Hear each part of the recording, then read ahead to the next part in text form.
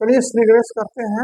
आज का जो विषय है, तो आज का हमारा विषय है, आपके सामने देखिए, यह है डिजिटल बोर्ड पे।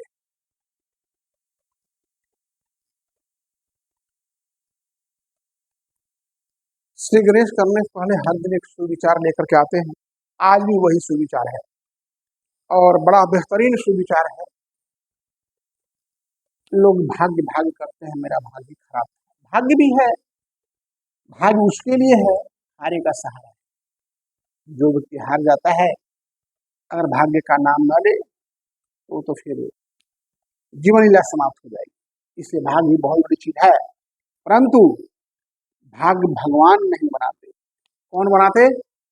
बल्कि हमारा सोच, हमारा व्यवहार और हमारे कर्म ही हमारे भाग्य को लिखते हैं। है ना राखी? हमारे भाग्य को कौन लिखते हैं? भगवान नहीं। ये लिखते हैं हमारा सोच, हमारा व्यवहार और हमारे कर्म ही हमारे भाग्य को लिखते हैं। है ना अंग्रेजी में कहावत कि God help them who help themselves. भगवान उसी की सहायता करते हैं जो अपना सहायता अपने आप करना चाहता है। तो गुरु जी उसी को पढ़ाते हैं। किसको पढ़ाते हैं? जो अपना पढ़ाई अपने पढ़ना चाहता है, यानी जो सेल्फ स्टडी करना चाहता है। चलिए कम ऑन द टॉपिक। तो आज का जो विषय है, activity limitation, habitation and रिहैबिटेशन।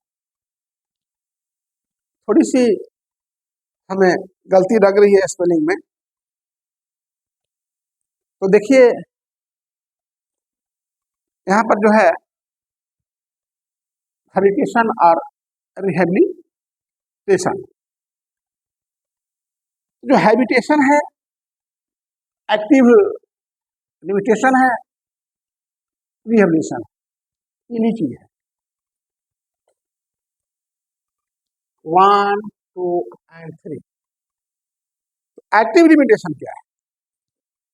Active limitation का मतलब है जब किसी व्यक्ति को अपने दैनिक कार्य यानी ADL, ADL, activity of daily living, रोजमर्रा का कार्य करने में जब कठिनाई होता है तो उसे एक्टिविटी लिमिटेशन कहा जाता है। अंडरस्टैंड? क्लियर? एक्टिव लिमिटेशन किसे कहते हैं? तो एडीएल कार्य करने में, एडीएल माने एक्टिविटी ऑफ डेली लिविंग, रोजमर्रा का कार्य। रोजमर्रा का कार्य क्या है? रोज शौच जाना है, रोज ब्रश करना है, रोज शर्ट पैंट पहनना है, रोज खाना खाना है, रोज कंघी करना है, रोज बटन लगाना है। जो नित्य दिन का अति आवश्यक कार्य है, अगर उसे करने में भी कठिनाई हो, दिक्कत हो, तो उसे एक्टिव लिमिटेशन कहेंगे। अगर आगे एक्टिव लिमिटेशन क्या है तो लिख दीजिए। That's all right. आगे, यह किसी व्यक्ति की शारीरिक शरीर से भी हो सकता है, ठीक से चल नहीं पाता हो, जिसके कारण वो नहीं पकड़ पाता है, या मानसिक इंटेलेक्चुअल, है ना, या इम्पायरमेंट, हियरिंग इम्पायरमेंट भी हो सकता है। बहुत कारण हो सकता है इसके, जो रोजमर्रा कार्य नहीं कर पाते। उदाहरण, चलने में, बोलने में, लिखने में। इसे ही एक्टिव लिमिटेशन कहते हैं।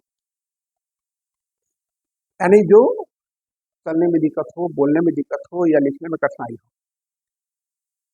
कपड़ा पहनना, कोई कपड़ा नहीं पहन पाता है, पहनाई तो उल्टा पहनना, ऐसे पहन लेगा इसे, ठीक है।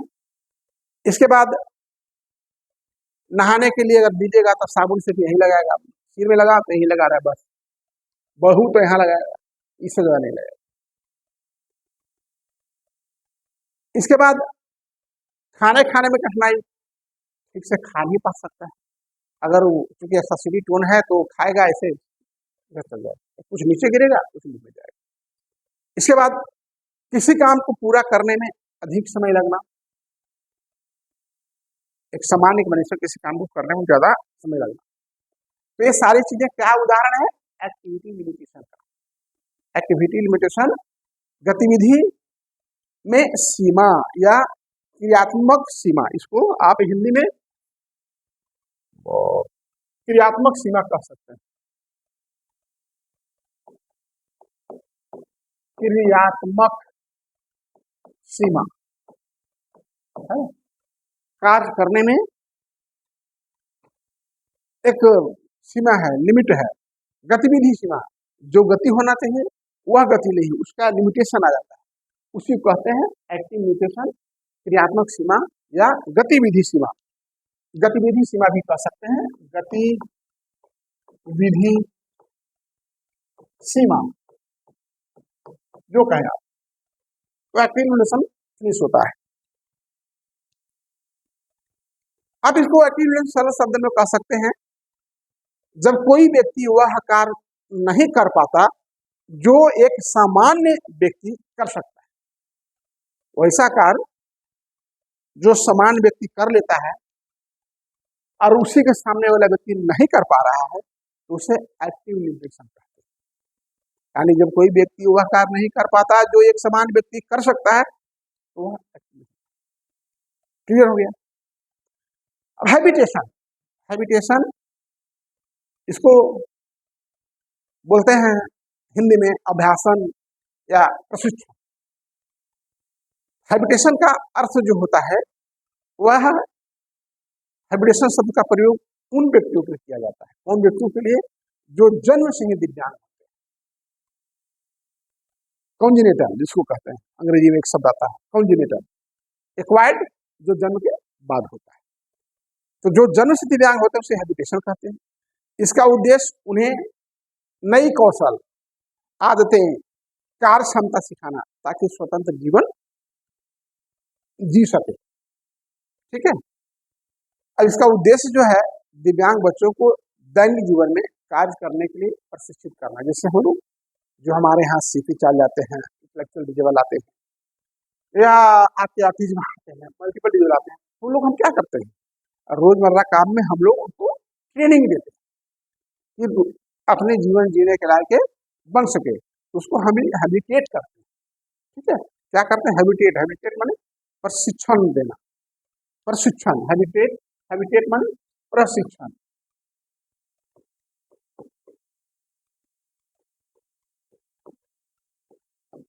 प्रशिक्षण, अभ्यासन, अभ्यास भी कर सकते हैं, हम लोग वही काम करते हैं। उदाहरण स्वरूप आप जान लीजिए कि दृष्टिबाधित बच्चे को ब्रेल लिपि से सिखाना, है ना, अभ्यास का हैबिटेट कर रहे हैं। श्रवण बाधित बच्चों को साइन लैंग्वेज में बताना, ये सब क्या है, हैबिटेशन का उदाहरण है।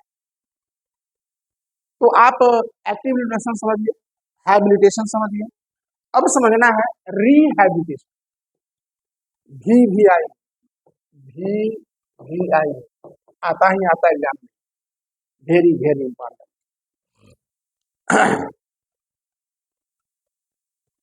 अब आपके पीछे है साथ में रिहैबिलिटेशन यानी पुनर्वास, हिंदी में पुनर्वास। वास तो ही है, आवासित है, पुनर्वास करना है, इसके अर्थ को समझिए। यानी पहले ठीक था, बीच में किसी कारण से व्यक्ति गबड़ा गया, अब फिर पुनः पहले के रूप में उसको ले आना, पुनर्वास। इससे अच्छा क्या बताया जा सकता है। तो देखिए फिर मैं बताता हूं, व्यक्ति को उसकी अधिकतम क्षमता के अनुसार समाज में पुनः स्थापित करना। इसका उपयोग उन व्यक्तियों के लिए होता है जिन्होंने किसी दुर्घटना या बीमारी के कारण दिव्यांगता प्राप्त कर ली हो, यानी जो एक्वायर्ड हो, एक्वायर्ड मतलब जन्म के बाद हुआ हो, है ना। हैबिटेट क्या था, जन्म से, रिहैबिलिटेट जन्म के बाद हुआ, जन्म से ठीक था, बाद में दिव्यांग हो गया, और फिर उसे पहले का ऐसा सामान्य बनाना ही जो है आपको रिहेबिलिटेशन पुनर्वास कहलाता है। जैसे व्यक्ति की शारीरिक, मानसिक, सामाजिक, व्यवसायिक क्षमता में पुनः विकसित करना, उसे आत्मनिर्भर और उत्पादकता को बनाना। उदाहरण क्लियर स्पष्ट है। दुर्घटना में पैर खोने वाला व्यक्ति को कृत्रिम पैर लगा दे, यानी कोई व्यक्ति दुर्घटना में पैर खो गया, टूट गया, एम्पुटेट हो गया, कट गया, वह चल नहीं सकता है। जब हम उसको लगा देते हैं आपका कृत्रिम पैर, आर्टिफिशियल लिम्ब, तो फिर वह चलना शुरू करता है, यानी फिर वह पहले की गति में आ गया। अब स्पष्ट समझ लीजिए, यह हमारा हाथ है। हमारा हाथ ठीक था, लेकिन एक्सीडेंट में हमारा हाथ फ्रैक्चर हो गया। डॉक्टर साहब ने मुझे प्लास्टर कर दिया, अब बोल दिया ऐसे रस्सी लगा ले, टांग दो। अभी हम टांगे फिर रहे हैं, देखे होंगे रोड पर, हम भी एक दो बार हुए हैं, वो घूम रहा है ऐसे कर, है ना, तो ऐसे करके घूमते रहता है। अब क्या है कि जब 1 महीना या 15 दिन ऐसे रह जाएगा तो ऐसा नहीं होगा, ऐसा ही रहेगा। तो आप तो पहले ठीक थे, लेकिन किसी कारण से आप स्थिति गड़बड़ा गई, और फिर हम एक्सरसाइज के द्वारा, जैसे भी दवा के द्वारा, हम इसको धीरे धीरे धीरे धीरे सीधा कर लेते हैं। तो यह क्या कहा गया? रिहेबिलिटेशन, पुनर्वास। हैबिटेट तो था ही, आरी लग गया, पुनः पुनर्वास करना है, यानी वो व्यक्ति किसी कारण से गड़बड़ा गया था, उसको पुनः से सुधार करना है। सपोज डेट जीवन हमारा कुंडली क्षेत्र में, पता नहीं कब गिर जाएगा, कब टूट जाएगा, कब फूट जाएगा, कब हम लोग नीचे जमीन दो हो जाएंगे, पता नहीं। तो यहाँ से इस स्थिति से हटाकर जो समस्याएं उत्पन्न हो रही है, अच्छी जगह में ले जाएगा, तो रिहेबिलिटेशन कहा जाएगा। यानी यहाँ समस्या था बिजली का, पानी का, बिल्डिंग का, अब अच्छा जगह ले गए जहाँ सब कुछ है, तो इसे रिहेबिलिटेट कराना है, यानी यहाँ से कहीं और स्थापित करना है, जिस स्थिति में था पहले उस स्थिति में से लाना। अब आगे आ जाइए, हम आपको समझाने के लिए समरी टेबल बनाए थे, ये तीनों तुम्हें बता दिया। Summary table, activity relation, habitation और रिहेबिलिटेशन, ये तीनों को समझिए। एक्टिव रिलेशन यानी दैनिक कार्य में कठिनाई, रोजमर्रा काम में कोई कठिनाई हो, चलने में, बोलने में, खाने में, पीने में, रहने में, टहलने में, लिखने में, पढ़ने में, तो वह एक्टिव रिलेशन कहा गया, यानी सभी प्रकार की दिव्यांगता वाले व्यक्ति किसी को हो सकता है। हैबिटेशन, नई आदतें और कौशल सिखाना, जैसे जो बच्चे हमारे यहाँ आ रहे हैं, जो सीपी आर्टिस्ट, एमडीएन सर्वभाषी के हैं, तो उन सभी बच्चों को हम सिखाते हैं नई नई आदत, नई नई चीज, तो हैबिटेशन कहा जाएगा। यानी जन्मजात दिव्यांग व्यक्ति जो जन्म से, पहला क्या था? एक्टिव रिलेशन, दैनिक कार्य में गड़बड़ी। हैबिटेशन क्या हो गया? जो जन्म से दिव्यांग व्यक्ति है और उसको जो नई आदतें सिखा रहे हैं। रिहेबिलिटेशन, खोई हुई क्षमता को पुनः प्राप्त करना, यानी हमारा ये हाथ काम कर रहा है, किसी कारण से काम नहीं करना, अब फिर उसी अवस्था में ले आना। री को याद रखो, हैबिटेशन,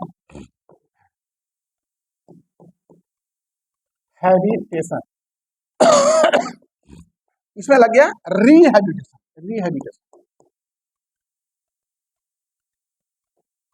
है ना, इसको याद रखो।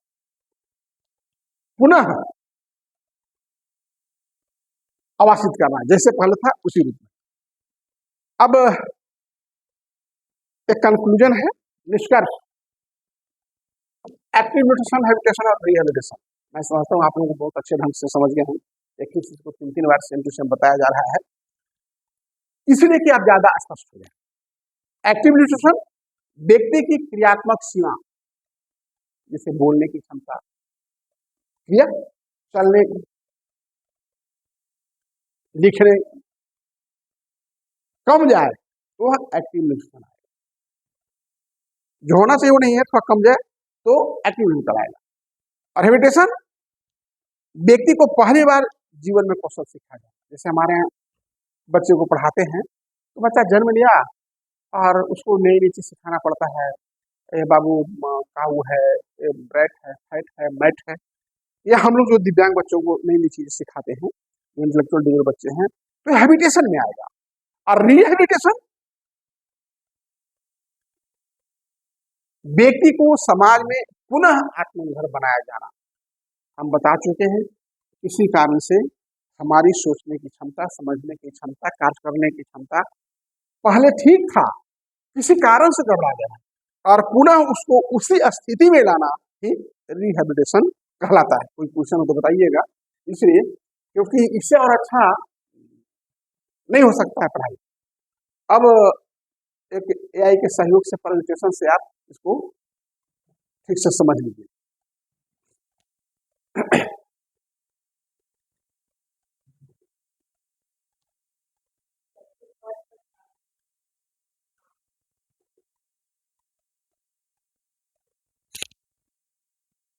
देखिए, आपके बीच में अब आ गया एक्टिव लिमिटेशन, हैबिटेशन और रिहैबिलिटेशन, अर्थ और व्याख्या।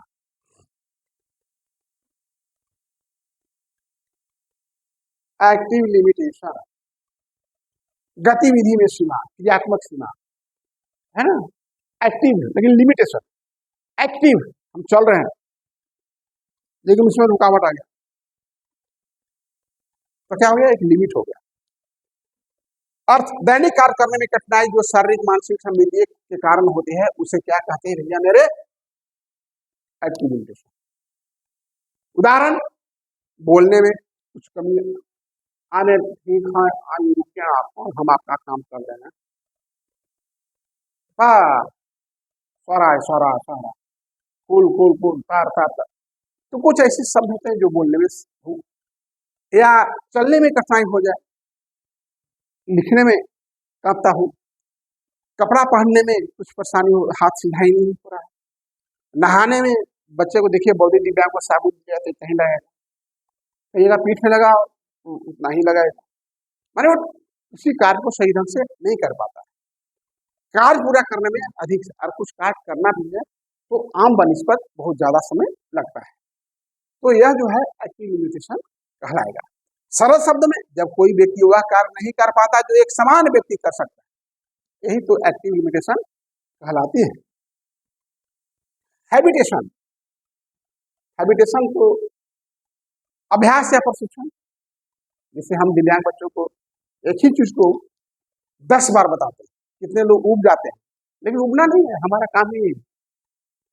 जो दिव्यांगता के क्षेत्र में काम कर लेगा, निश्चित है कि उसे सहन शक्ति बढ़ जाएगा, क्योंकि दिव्यांग बच्चे इतना ना परेशान करते हैं, सबके बस की बात नहीं। सामान्य शिक्षक अजिया जाते, छोड़ो पगला जाएगा दिमाग, लोग कहते हैं। तो अगर बर्दाश्त करने की क्षमता को सीखना है तो दिव्यांगता के क्षेत्र में काम करिए, बर्दाश्त करना सीख जाइए। जन्म से दिव्यांग व्यक्ति को नई कौशल सिखाना, नई आदतें सिखाना, जैसे बच्चा जन्म लेता है तो चलना सिखाना है, उठना सिखाना है, ब्रश करना सिखाना है, कमी करना सिखाना है, ये सब क्या है, हैबिटेशन। दैनिक जीवन के कार्य के प्रशिक्षण, आइडियल एक्टिविटी, एडीएल, और सामाजिक सामाजिक शैक्षिक समायोजन, दृष्टिबाधित बच्चों के लिए ब्रेल लिपि, समृद्ध बच्चों की सांकेतिक भाषा। रिहैबिलिटेशन, हम समझते हैं आप लोग बढ़िया से याद कर लिया होंगे, याद भी हो गया होगा। पुनर्वास, ये पू जो है ना, इसी को याद रखिए, पुनर्वास। व्यक्ति को उसकी अधिकतम क्षमता के अनुसार समाज में स्थापित करना, यानी पहले जो उसकी स्थिति थी उसी स्थिति में पुनः ला देना पुनर्वास कहलाता है। शारीरिक क्षमता का विकास करना, मानसिक स्वास्थ्य में सुधार लाना, समाज में पुनः समायोजन करना और व्यवसायिक प्रशिक्षण देकर के आत्मनिर्भर बनाना। जैसे देखिए, इनका पैर किसी कारण से कटिया था, नहीं चल पा रहे थे, लेकिन जब इन्हें कृत्रिम पैर लगाया गया, आर्टिफिशियल लिम्ब लगाया गया, तो चलना शुरू कर दिए। यह पुनर्वास रिहैबिलिटेशन का अच्छा उदाहरण है। अब उदाहरण देख लीजिए यहाँ एग्जाम्पल में, दुर्घटना में पैर खोने वाले व्यक्ति को कृत्रिम पैर लगाना और पुनर्वास करने में व्यवसायिक प्रशिक्षण दिया, ये क्या हो गया, रिहैबिलिटेशन। अब देखिए सारांश तालिका, एक्टिव लिमिटेशन, दैनिक कार्य में कठिनाई होती है, सभी प्रकार के दिव्यांग वालों को हो सकता है। हैबिटेशन, नई आदतों नई कौशल को सिखाना, जो जन्मजात दिव्यांग। और रिहेबिलिटेशन, खोई हुई क्षमता को पुनः प्राप्त करना, यानी पहले हम ठीक थे, बीच में फिर कुछ बीमार हो गए, अब पुनः फिर ठीक हो गए, तो इसी को हम रिहेबिलिटेशन कहते हैं, यानी अभी दिव्यांगता व्यक्ति एक्सीडेंटल जो होता है। अब निष्कर्ष, एक्टिव लिमिटेशन व्यक्ति की क्रियात्मक सीमा है, काम करने में जो कमी हो जाता है वही एक्टिव लिमिटेशन कहलाता है। हैबिटेशन व्यक्ति के पहली बार जीवन कौशल को सिखाया जाता है, जैसे जब हम जन्म लिए, अब जन्म के बाद हमको चलना बोलना खाना पीना जो सिखाया गया, हैबिटेशन का एग्जाम्पल है। और रिहेबिलिटेशन, हम बहुत कुछ सीखे हुए थे, किसी कारण से हम भूल गए या हमारी कार्य करने की क्षमता खत्म हो गई, उसको पुनः वापस ला देना ही रिहेबिलिटेशन कहलाता है। तो चलिए सभी को आज का क्लास के लिए धन्यवाद। नमस्ते, प्रणाम, सलाम, जोहार, जय हिंद।